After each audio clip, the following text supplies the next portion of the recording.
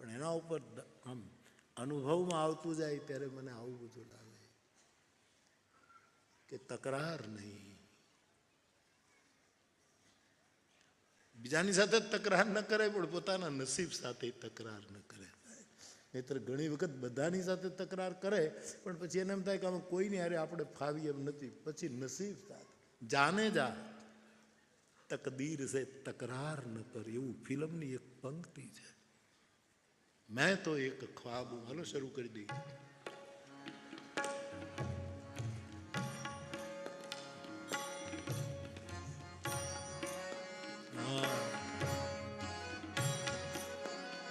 કેવું પ્રેરણાદાયી પંક્તિ છે.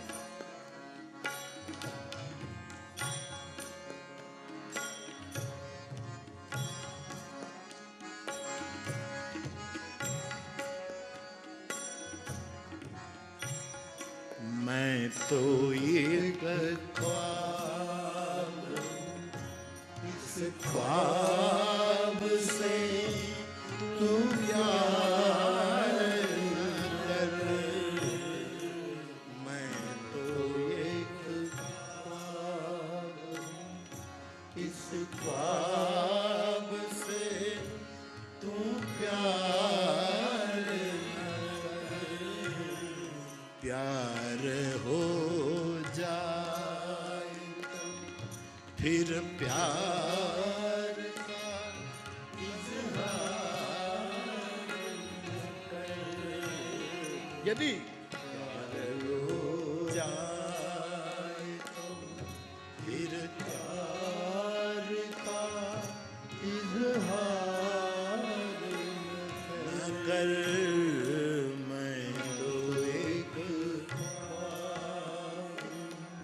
इस ख्वाब से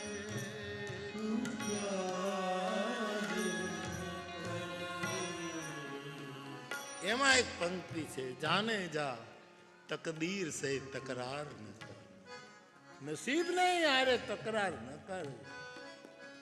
ઈશ્વરે જે આપ્યું રાજી है हम उसी में जिसमें तेरी.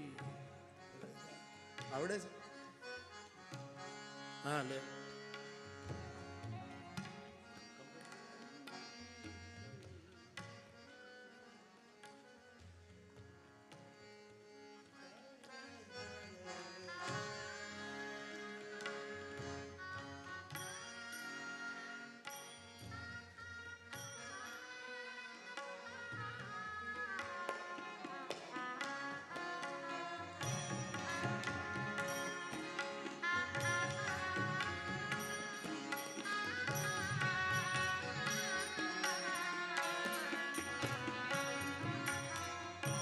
તો બાપ તને કાંઈ નહીં થ માની, બીજાને તક આપવી, રાર ન કરવી, ઘર્ષણ ઉભા ન કરવી, આ ભગત.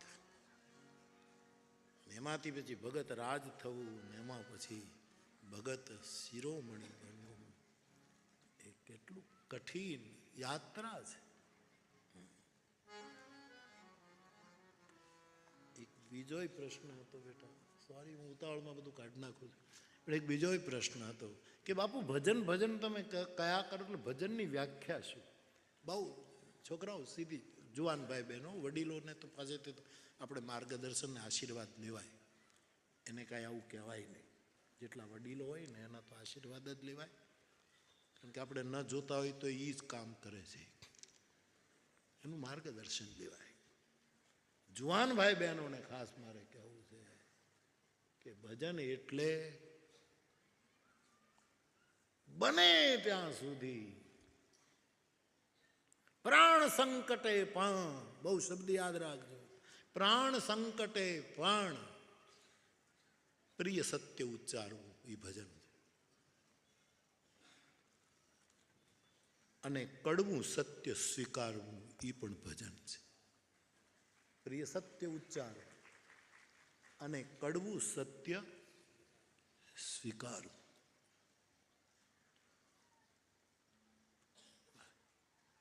અને પછી કડવું હોય કે પ્રિય હોય એ બેમાંથી કોઈ પણ પ્રકારનું સત્ય આપણી સામે આવે ત્યારે એને સહન કરી લેવું, એનું નામ ભજન. 3 પગલા.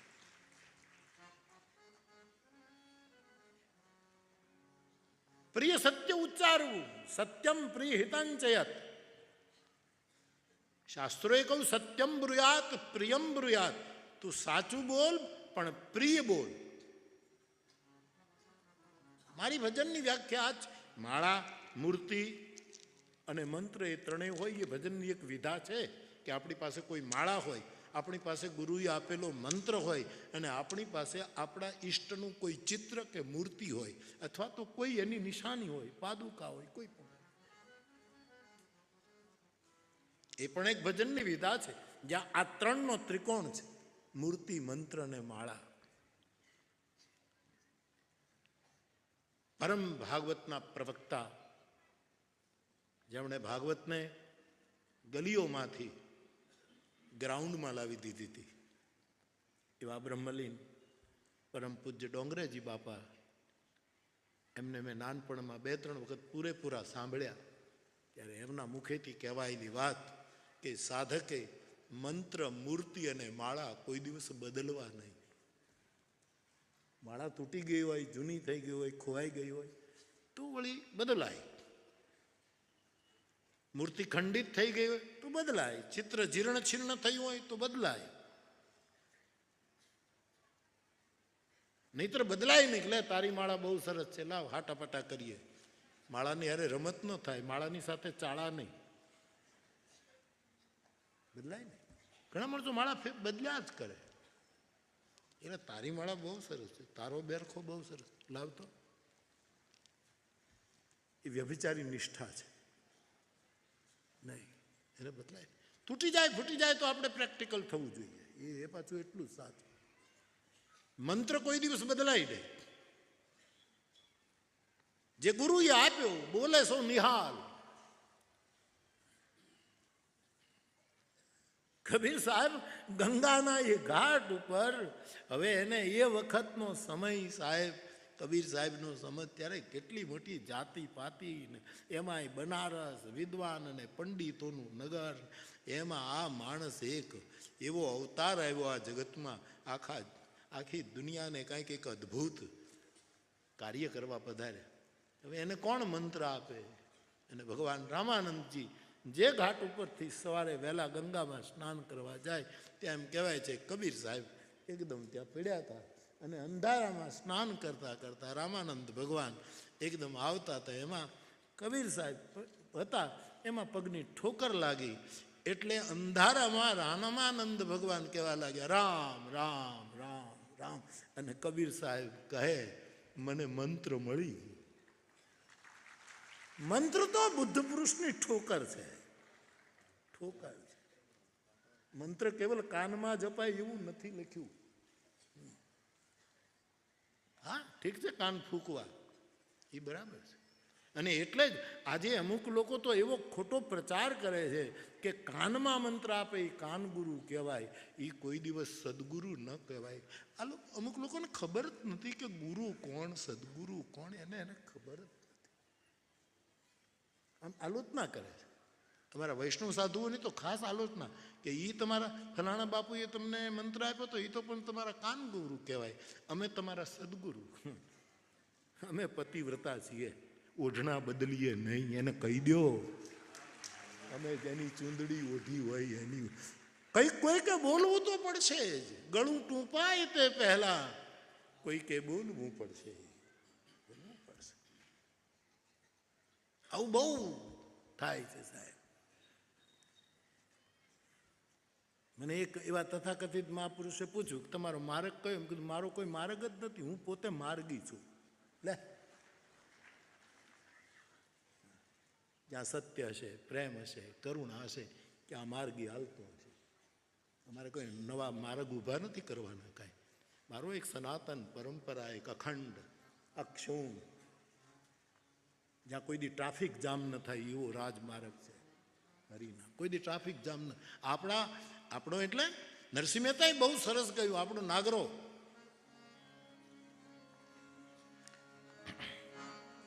આપણે આપણા ધર્મ સંભાળ.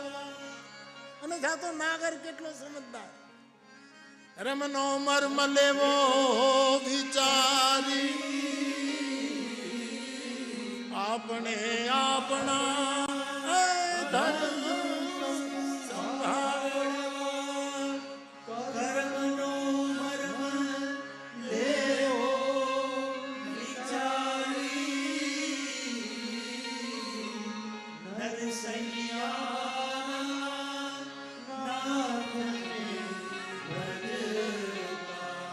નરસૈયાના નાથને ભજવા. જન્મ નહીં આવે વારી વારી, રાત રહે જાહરે પાછલી ખડગડ. રાત રહે જાહરે પાછલી ખટગડી. એ સાધુ પુરુષે સુન રહેવું, નિદ્રાને પરહરી સમરવા. હે નિદ્રાને પરહરી સમરવા શ્રી હરિ. એક તું એમ કહેવું, રાત રહે જાગે પાછલી ખટગડી. ભજન એટલે શું? મંત્ર, મૂર્તિ અને માળા એક વિધા છે. આ ચોક્કસ ગુરુએ આપેલું કોઈ સ્વરૂપ, ગુરુએ આપેલી માળા કે બેરખો, ગુરુએ આપેલો એના મુખમાંથી નીકળ્યો કોઈ પણ રીતે નીકળી ગયેલો શબ્દ એને એને એને એને પકડી લેવો, એ પણ એક વિધા. પણ કોઈને મૂર્તિમાં રસ ન હોય, મંત્રમાં રસ ન હોય, માળામાં રસ ન હોય તો એ સ્વતંત્ર હોવું જોઈએ. એના ગળામાં પરાણે માળા ન નખાય. એની સ્વતંત્રતાને ઇજ્જત કરવી જોઈએ મારે ને તમારે. તો એના માટે મારે આ કહેવું છે કે આ પણ ભજન છે. 3 સૂત્ર. પ્રિય સત્ય ઉચ્ચારવું બને એટલું. પ્રાણ સંકટે, હું શબ્દ સમજીને વાપરું છું કે પ્રાણ સંકટ આવે તો પણ આ બધું અઘરું છે, મારે બોલી જવું બહુ સહેલું છે, પણ હું પ્રયોગ કરતો રહ્યો છું એટલે કહું છું. માણસે પ્રયોગશીલ હોવું જોઈએ. અને તેથી ગાંધીજીએ બહુ સરસ પોતાની આત્મકથાને નામ આપ્યું મારા સત્યના પ્રયોગો. પ્રાણ સંકટે પણ પ્રિય સત્ય ઉચ્ચારવું. અને કડવામાં કડવું સત્ય હોય પણ આપણા પરમહિતનું હોય તો એને સ્વીકારી લેવું. આપણા પરમહિતનું હોય, કડવું છે, એનો વિરોધ ન કરવો, એ સ્વીકારી લેવું.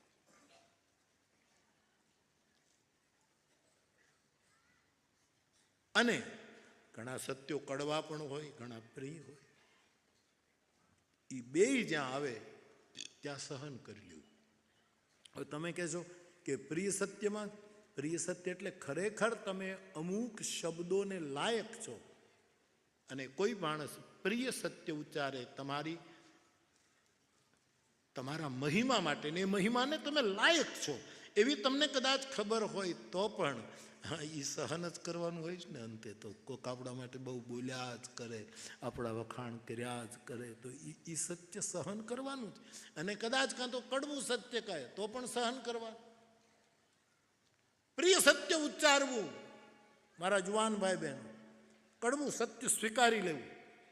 અને કડવું હોય કે પ્રિય હોય એને સહન કરી લેવું. આ પણ ભજન છે. મંત્ર, મૂર્તિ ને માળા તો ભજન છે જ. અને ત્રીજું, કોઈની ઈર્ષા ન કરવી, નિંદા ન કરવી અને દ્વેષ ન કરવો, એ પણ ભજન છે.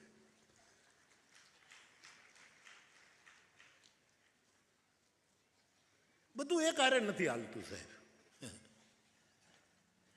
નિંદાય કરવી અને માળાએ ફેરવવી, ઈર્ષાએ કરવી માળાએ ફેરવવી, દ્વેષ કરવો અને માળાએ, બધું એક હારે ન હાલે, નથી ચાલતું. 3 જણા તમારા 2 હાથ પકડે ને બીજો અહીંથી ગળેથી કાટલો પકડે તો એમાં આપણે ક્યાં જવું એ કાંઈ નક્કી જ ન થાય. એક જણો હાથ પકડે તો આમ લઈ જાય, બીજો પકડે તો આમ લઈને, ઓલો ત્રીજો કાટલો પકડે એ સામે લઈ જાય. આમાં આપણી કોઈ ગતિ જ નથી. ઈર્ષા, નિંદા અને દ્વેષ આપણને 3 બાજુથી ખેંચે છે. એમાં આપણી કોઈ ગતિ નથી સાહેબ. તમારી કનકેશ્વરી માં તો ગાયા કરતી ક્યાં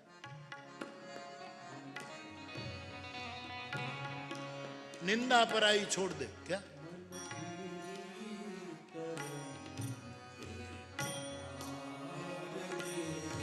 मन की तरंगे मार तो हो गया भजन भजन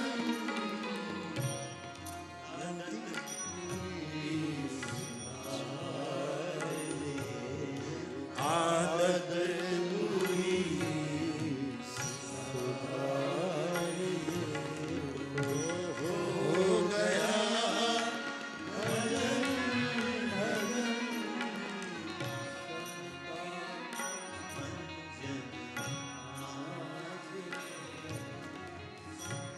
કોઈએ મને આપ્યું છે, હું આપને કહું.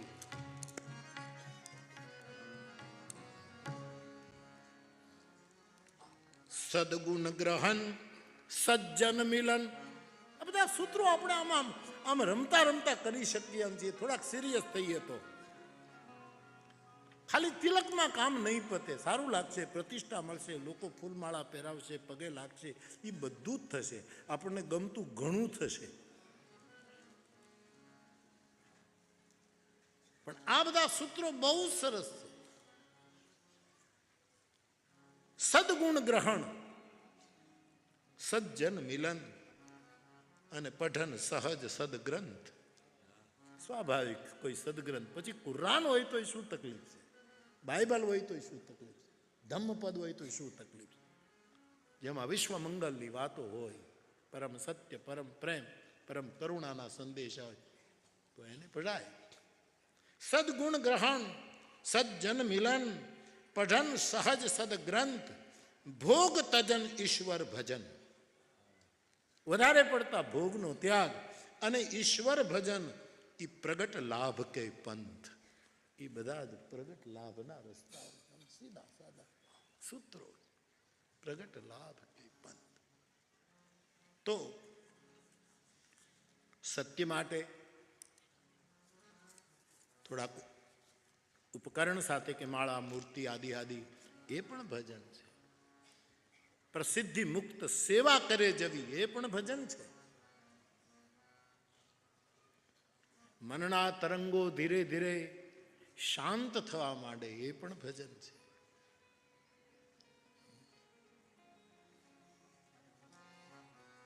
હું તો ત્યાં સુધી કહું કે કોઈની સાથે તમારો પ્રેમ હોય, સાચો પ્રેમ, આ પરમ પ્રેમ, આ જે દુનિયાદારીમાં ચાલે છે એ નહીં. સાચો પ્રેમ હોય અને એ પ્રેમના સ્મરણમાં તમારી આંખમાં આંસુ આવે તો તમારી આંખ બેરખો ફેરવે છે. આંખના એક એક ટીપા એ માળાના મણકા છે. એ પણ ભજન છે. ભજનને તમે એક નાનકડી વિધામાં બાંધી નહીં દો. ગવાઈ એ પણ ભજન છે, લખાઈ એ પણ ભજન છે, કરાઈ એ પણ ભજન છે. ભજન કરે એની નિંદા ન કરાય એ પણ એક ભજન છે. સદાવ્રત ચલાવે એની આલોચના ન કરાય કે આ બધું ખોટું છે, બધાને હાવ કર્મ હાવ પ્રમાદી બનાવી દેવાના. આવા એટલે અમુક તથાકથિત બૌદ્ધિકો આવા આક્ષેપ કે આ બધું બધાને જમાડ્યા જ કરવું, એમાં શું બધા પ્રમાદી થઈ જાય છે. બધા પછી કોઈ કામ નહીં કરે. હવે કોને કામ કરવું નથી કરવું એ આપણે નિર્ણય નથી કરવાનો. જેણે જન્મ આપ્યો છે ને એ કરશે. તું શું કામ વચ્ચે પડે?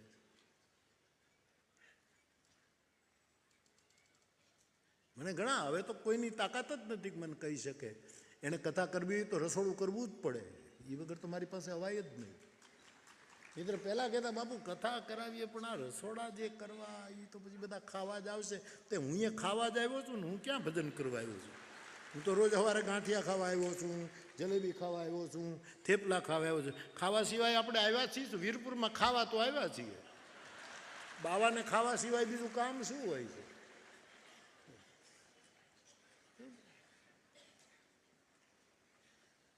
બધા આળસુ થઈ જાય ને આળસુ થઈ.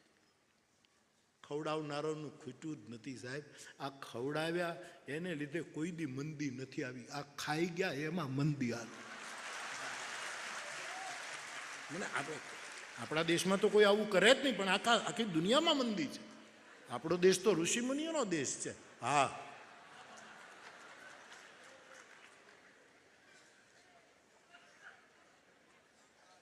અને સાહેબ આપણે ત્યાં આ બધા મારા બધા પૂજનીયો બેઠા છે ને, બાપાનું તો સદાવ્રત, એનો તો હું સાક્ષી છું. જેટલા વર્ષથી અમારો આત્મી સંબંધ છે ત્યાં ભોજનરામ બાપાનો આશીર્વાદ જેને હોય, રણછોડદાસજી બાપુના જેને આશીર્વાદ હોય, તમે આ શરૂ કરો. ધનાનો અવતાર કીધો. હમણાં રઘુરામ બાપાએ જે બદ્રીનાથ આશ્રમ એવું કીધું ને બાપા, એ રણછોડદાસ બાપુનું ભવિષ્યવાણી, વર્તમાન વાણી હતી એ કાલ. જેણે આવા સદાવ્રત ખોલ્યા છે એને કોઈની મંદી આવી જ નથી. કોઈ પણ જે પોતાની રીતે ટુકડો ચલાવતા છે, કોઈ પણ અમારા બાવા સાધુ ને, હવે જે લોકો ટુકડો ખવડાવતા જ નથી, જે પ્રસાદ પણ વહેંચવાને બદલે વેચવાના ધંધા કરે છે, એને આ કોઈ દી સમજાય જ. એને કેમ સમજાય? અને એનું દર્શન એની રીતે બરાબર હોય છે. હવે પોતપોતાના વિચાર પ્રમાણે કરતા હોય, મુબારક. હજી સુધી એકેય કથા મેં એવી નથી જોઈ કે રસોડા શરૂ કર્યા હોય અને ચોથે દિવસે આયોજકો મારી પાસે આવે કે બાપુ જમાડવામાં પહોંચાતું નથી. એવો એક પણ દાખલો નથી. એક નાનકડો અમારો સાધુડો આશ્રમમાં બેઠો હોય, રોટલો, આજે ચોખા નથી, શું થશે? એવું બનતું જ નથી સાહેબ. સદાવ્રત એ તો દૂધણી ગાય છે બાપા. અને ગાય રોગિષ્ટ પણ હોય છે ઘણી, કે એનું દૂધ પીએ તો વૈદો કહે છે આ ગાયનું દૂધ ન પીવું. ઘણી ગાય શિંગડા મારતી હોય દિવાલમાં, તોફાની ગાય હોય, એમાંય એના દૂધમાંય તામસી આવે, અને ગાય સમય આવે ત્યારે વસૂકી જાય. હા, અથવા તો એ ગર્ભધારણ કરે પછી અમુક સમય દૂધ ન. પણ સદાવ્રત એક એવી ગાય છે, 24 કલાક દૂધણી ગાય છે સાહેબ. ઉલેચો અટકો નહીં, વીરડાને તમે ઉલેચાજ કરો. ધીરો ને વળી ગંભીર, એવો કવિ કાને, વડાળવાળા કવિ કાને સતાધાર માટે દોહો લખેલો. એવી વીરડા માયલો તું વીર છે સરવાણી સામજી, ઉલેચો અટકે. કોઈ મારી પાસે તો હજી સુધી નથી આવ્યું. બાપુ આશ્રમમાં અમે કરીએ તેને નથી પહોંચાતું એવું નથી. કાલે જ મેં અમારો એક છોકરો રામાયણને સમર્પિત, એને મારી સાથે હતા, એ બધાને ખબર છે. મેં એને ફોન કર્યો કે ભાઈ તું સદાવ્રત ચલાવે, અન્નક્ષેત્ર ચલાવે છે, મારી પાસે એવા રિપોર્ટ આવ્યા છે કે બહુ તકલીફ છે, તારા માટે બહુ કરજો છે, અને તું વાત તો કર મને કે તારા મહિનાનો ખર્ચો કેટલો થાય છે, શું છે? તો કે નહીં, તમને કોઈ કંઈ ખોટું કીધું બાપુ. અને ખરેખર હું જાણું છું એ માણસ ભીડમાં છે. મને કે નહીં, વ્યાસપીઠનો આશ્રિત છું, મારે હું દુકાળ હોય બાપુ. બોલ્યો જ નહીં, ન ખૂટે સાહેબ. એક કાજ ફરી એક વખત ભોજલરામ બાપાને યાદ કરું, મારી ગમતી પણ. એ ભોજલ કે ભરોસો જેને અન ત્રિકમજી તાર, હે ભોજલ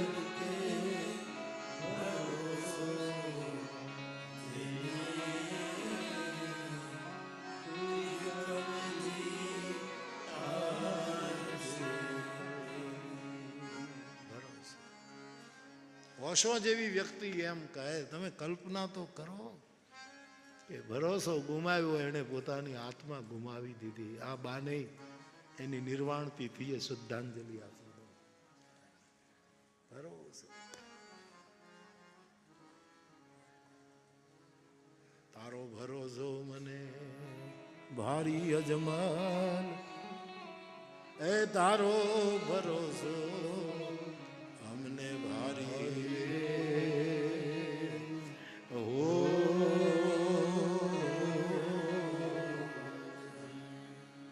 પછી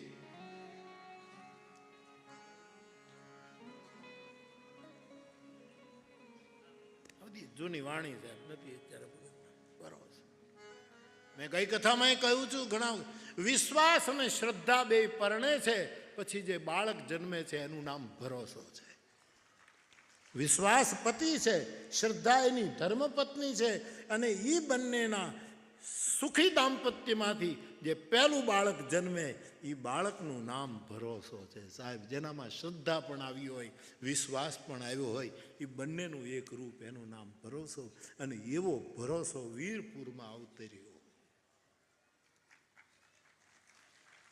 વ્યક્તિ ભેદે, વિચાર ભેદે, પરિસ્થિતિ ભેદે ઘણી વખત આપણા લીધેલા નિયમો આપણે છોડવા પીડ્યા હોય, આપણે વળી બંધ થઈ જાય. પણ આને સદાવ્રત નામ પસંદ કર્યું એનું કારણ કે સદાવ્રત છે, કાયમ ચાલે, કાયમ ચાલે એવું માનસ સદાવ્રત આ પુણ્ય ધરા પર શરૂ થાય છે. ફરી એક વખત આ બે પંક્તિઓનું ગાયન કરીએ.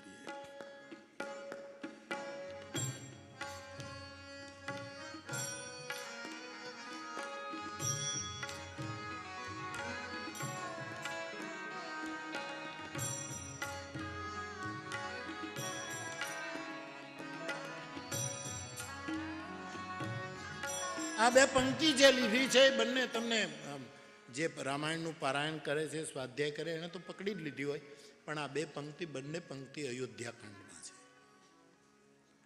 અને બંને પંક્તિના કેન્દ્રમાં સંત ભરત છે. તમને ભૂમિકા થોડીક કહીને પછી આ બે પંક્તિનું ગાયન કરાવું. શ્રી ભરતજી ચિત્રકૂટ જાય છે. અયોધ્યા અનાથ બની ચૂકી છે. એક તો રઘુનાથ વનમાં અને અવધનાથ સ્વર્ગમાં, બે નાથોના વિયોગમાં અવધ અનાથ હતી.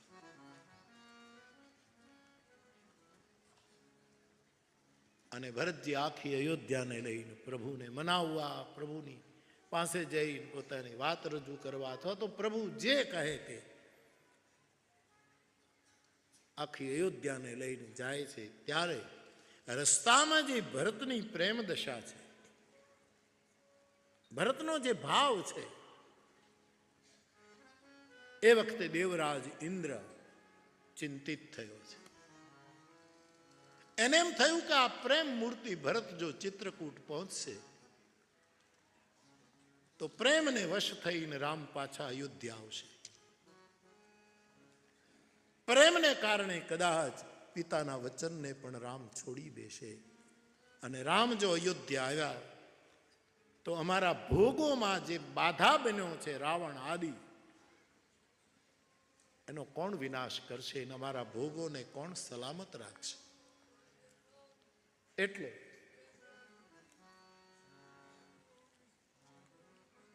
ભરત અને રામની ભેટ ન થાય, આ બંનેની મુલાકાત ન થઈ શકે, એવું કંઈક ષડયંત્ર રચવું જોઈએ. રામચરિત માનસનો પ્રસિદ્ધ પ્રસંગ અયોધ્યાકાંડ અંતર્ગત આપ જાણો છો. તો બાપ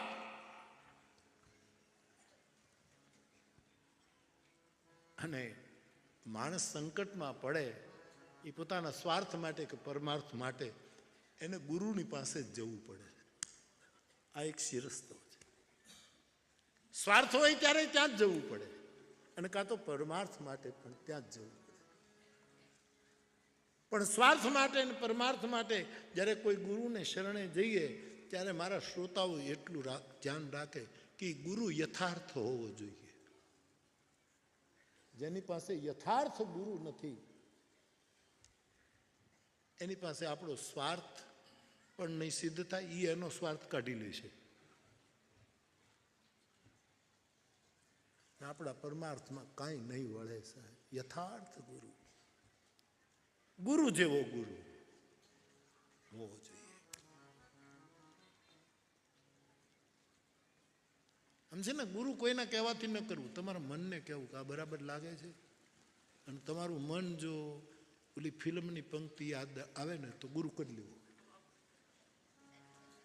हाँ तुम बिल्कुल वैसी हो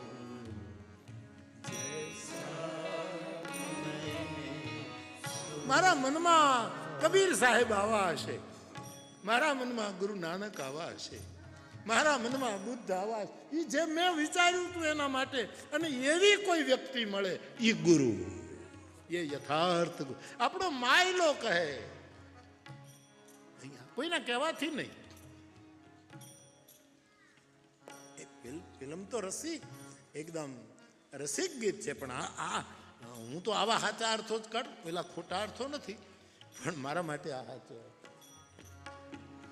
હવે તમે જુઓ, આપણે ત્યાં શું કહેવાય, ગુરુ પૂનમનો ચંદ. તે સૂફી વાત તો પ્રિયતમાને જ પરમેશ્વર માને. આનો અર્થ તમે આવો ન કરી શકો. મને ક્યારે પૂનમના ચાંદા જેવો ગુરુ મળશે? ચાંદ સી મહેબૂબા